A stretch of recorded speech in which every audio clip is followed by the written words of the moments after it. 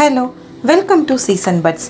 நம்ம இன்றைக்கி பார்க்க போகிறது 10 நிமிஷம் போதும் உளுந்து ஊற வைக்கிறதுக்கு 3 விதமான ரெசிபி நம்ம ரெடி பண்ணலாம். இதை பொதுவாக மாப்பிள்ளை பலகாரம்னு சொல்லுவாங்க.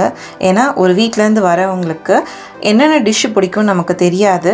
அந்த காலத்தில் விதவிதமாக செய்கிறதுக்கும் டைம் இருக்காது. ஸோ ஒரே மாவை வச்சு எப்படி விதவிதமாக அவங்க பலகாரம் செஞ்சாங்கன்றது தான். வாங்க இப்போ வீடியோக்குள்ளே போய் பார்க்கலாம். இந்த ரெசிபி செய்யறதுக்கு ஒரு பொருள் போதும். முக்கியமான பொருள் உளுந்து மட்டும்தான்.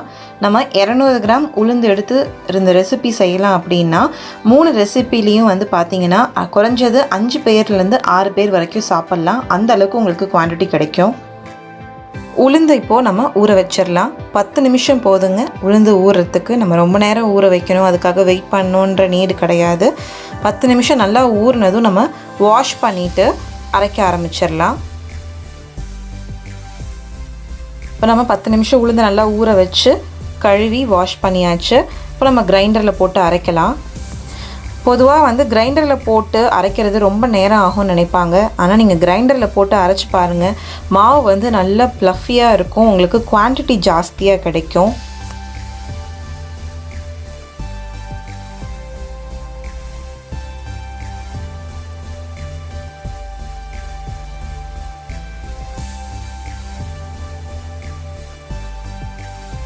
இப்போது எல்லா உளுந்தையும் நம்ம கிரைண்டரில் போட்டாச்சு. அப்பப்போ நம்ம தண்ணி தெளிச்சிக்கணும். அதாவது உங்களுக்கு தெரியும் மாவு நல்லா டைட் ஆகும் அரைக்க முடியாமல். அந்த ஸ்டேஜில் நீங்கள் கொஞ்சமாக தண்ணி ஸ்ப்ரிங்கிள் தெளித்தா போதும். மாவு நல்லா ஃபைன் பேஸ்ட் ஆகிற வரைக்கும் நம்ம அரைச்சி எடுத்துக்கலாம். நம்ம என்னதான் இன்ஸ்டன்ட் அப்படின்னு சொன்னாலும் ஒரு ஃபுட்டை நம்ம கரெக்டாக ப்ராசஸ் பண்ணி சாப்பிடும் போது தான் அதில் இருக்க சத்து நமக்கு முழுமையாக கிடைக்கும். நம்ம இதை அடிக்கடி செய்ய வேணாம். எப்போவாவது செய்யும் போது அதுக்கான ப்ராசஸில் நம்ம செஞ்சு சாப்பிட்டோம் அப்படின்னா நமக்கான சத்தும் நமக்கு கிடைக்கும்.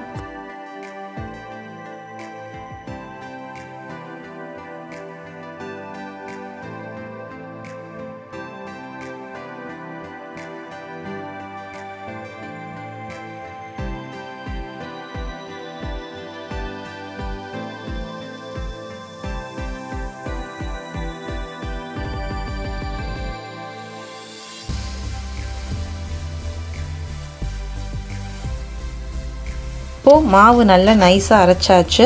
இது நம்ம பவுலில் ட்ரான்ஸ்ஃபர் பண்ணிடலாம். நான் 3 வித ரெசிபி செய்ய போகிறதுனால 3 பவுலில் கொஞ்சம் கொஞ்சமாக நம்ம ட்ரான்ஸ்ஃபர் பண்ணியிருக்கோம். தேங்காய் பால் போண்டா செய்கிறதுக்கு 1 கப் மாவில் தேவையான அளவு உப்பு சேர்த்து நல்லா மிக்ஸ் பண்ணிக்கலாம்.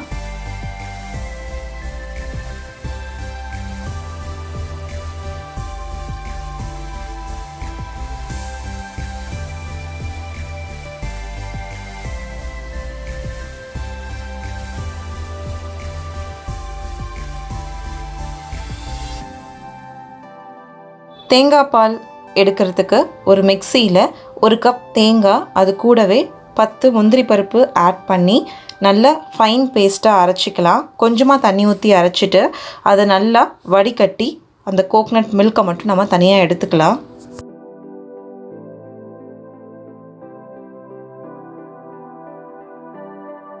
இப்போது வடிகட்டின பாலில் தேவையான அளவு சர்க்கரை, உங்களுக்கு ஏலக்காய் டேஸ்ட்டு பிடிக்கணும் கொஞ்சோண்டு ஏலக்காவும் தட்டி போட்டு நல்லா மிக்ஸ் பண்ணி எடுத்து வச்சுக்கலாம்.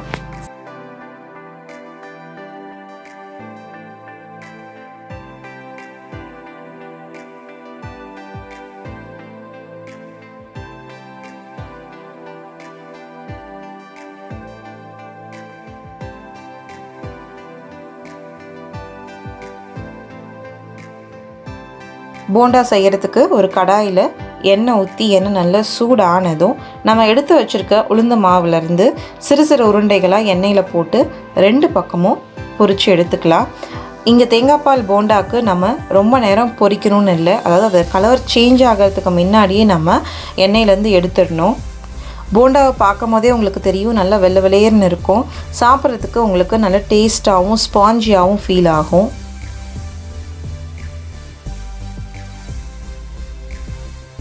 நீங்கள் கிரைண்டரில் அரைக்கும் போது உங்களுக்கு குவான்டிட்டி கம்மியாக போட்டாலும் மாவு ஜாஸ்தியாக கிடைக்கும். இப்போ வெள்ளை வெள்ளையர்னு போண்டாவை சுட்டாச்சு.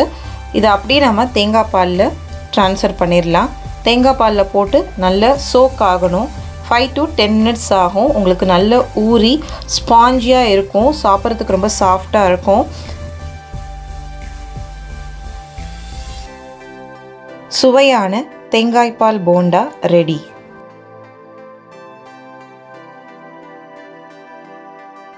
அடுத்து நம்ம பார்க்க போகிறது ரொம்ப ஈஸியான பெப்பர் போண்டா. இதுக்கு ஒன்றுமே இல்லை, ஒரு கப் மாவில் நம்ம தேவையான அளவு பெப்பர் தூள் சேர்த்துக்கலாம். மிளகு தூள் சேர்த்ததுக்கப்புறம் நறுக்கின தேங்காய் துண்டுகள் சேர்த்துக்கலாம். நீங்கள் உங்களுக்கு தேவையான சைஸில் நீங்கள் தேங்காவை கட் பண்ணிக்கலாம். பொடி பொடியாக நறுக்கி தேங்காய் துண்டுகள் சேர்த்ததுக்கப்புறம் அதுக்கு தேவையான உப்பையும் சேர்த்துட்டு மூணுமே நல்லா மாவில் மிக்ஸ் ஆகிற மாதிரி நல்லா கலக்கி விட்டுக்கலாம்.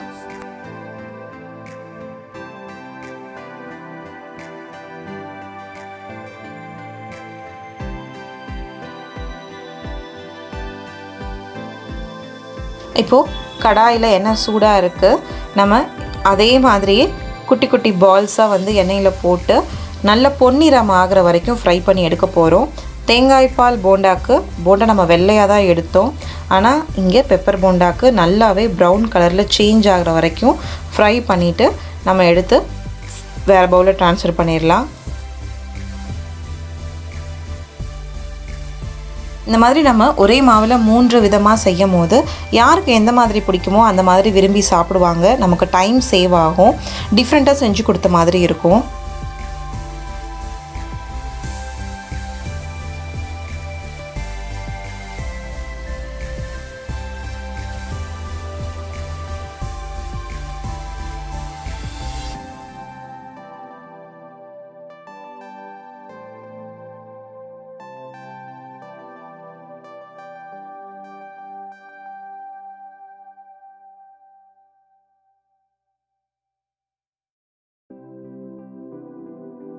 போண்டா ரெடி. இந்த போண்டாக்கு தேங்காய் சட்னி இல்லைனா கார சட்னி ரொம்ப சூப்பர் காம்பினேஷன். கண்டிப்பாக ட்ரை பண்ணி பாருங்கள்.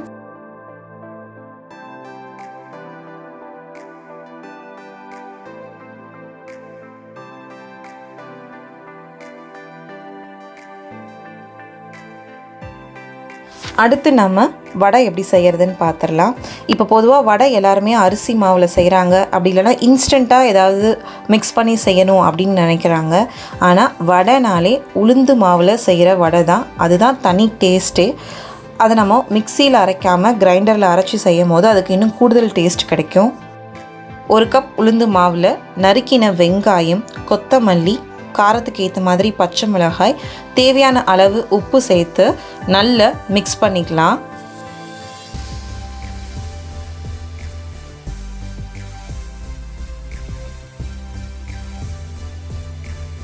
அடுத்து தேவையான அளவு அரிசி மாவு சேர்த்துக்கலாம்.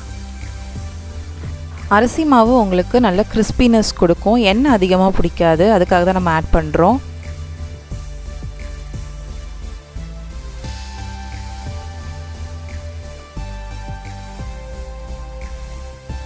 எண்ணெய் நல்லா சூடானதும் நம்ம ஒரு இலையிலையோ இல்லை கையிலையோ மாவு எடுத்து சென்டரில் ஓட்டை போட்டு நம்ம எப்போவும் வடை போடுற மாதிரியே எண்ணெயில் போட்டு 2 பக்கமும் நல்லா பொன்னிறம் ஆகிற வரைக்கும் பொரித்து எடுத்துக்கலாம்.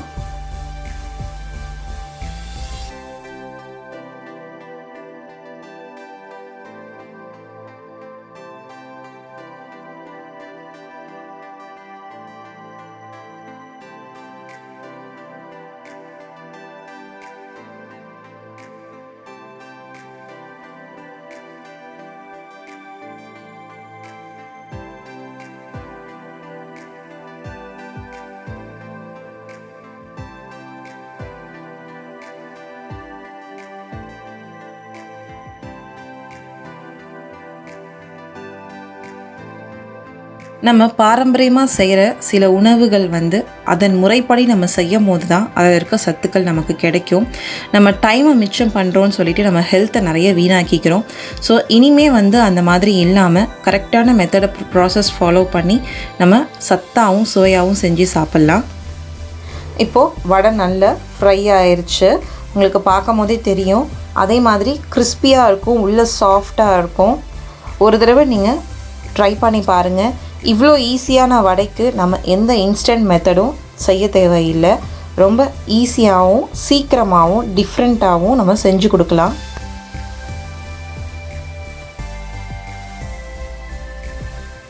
இந்த ரெசிபி உங்களுக்கு பிடிச்சிருந்ததுன்னா மறக்காமல் நம்ம சேனலை சப்ஸ்கிரைப் பண்ணுங்கள், ஷேர் பண்ணுங்கள், கமெண்ட் பண்ணுங்கள். இன்னும் நிறைய ஹெல்த்தியான டிஷ்ஷஸ் தெரிஞ்சுக்கிறதுக்கு உங்கள் நோட்டிஃபிகேஷன் பெல் பட்டனையும் ப்ரெஸ் பண்ணுங்கள். உணவே மருந்து, மருந்தே உணவு, அதுவே நம் பாரம்பரியம். தேங்க்ஸ் ஃபார் வாட்சிங் திஸ் வீடியோ.